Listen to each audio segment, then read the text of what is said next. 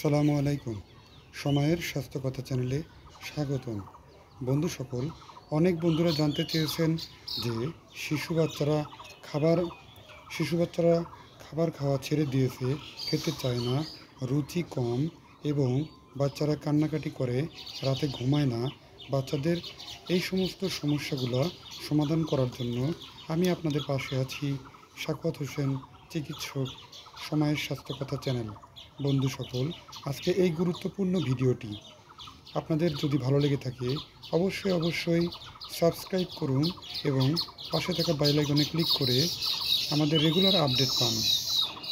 বন্ধু সকল, শিশু বাচ্চাদের খাবার না খাওয়া এবং খাবারে অরুচি, বাচ্চারা দুর্বল হয়ে যাওয়া, সারাদিন কান্নাকাটি করা আর রাতে কম ঘুমানো, এ সমস্ত সমস্যার সমাধানের জন্য অবশ্যই আপনার শিশু বাচ্চাকে নিয়মিত খাদ্যাভ্যাসের পরিবর্তন এবং শরীরচর্চা, বাচ্চাকে খাবার খাওয়ানোর সময় আপনারা খাদ্য তালিকার ভিতরে আমিষের পরিমাণকে বাড়াবেন এবং বাচ্চাদের জিঙ্ক এবং ভিটামিন বি এর ঘাটতিতে খিটখিটে মেজাজ, বাচ্চারা ঘুমাতে চায় না, বাচ্চাদের শারীরিক বৃদ্ধি এবং মানসিক প্রতিবন্ধকতা সৃষ্টি হয়, এজন্য বাচ্চারা কান্নাকাটি বাড়িয়ে দেয়, বাচ্চাদের রাত্রে স্বাভাবিক ঘুমের চাইতে কম পরিমাণ ঘুমায়।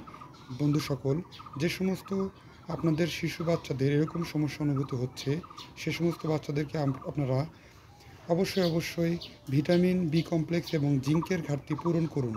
এতে করে বাচ্চা বৃদ্ধিতে সহায়ক হবে এবং পাশাপাশি বাচ্চার মুখে রুচি, বাচ্চার শারীরিক দুর্বলতা, বাচ্চার কান্নাকাটি কমিয়ে দেবে।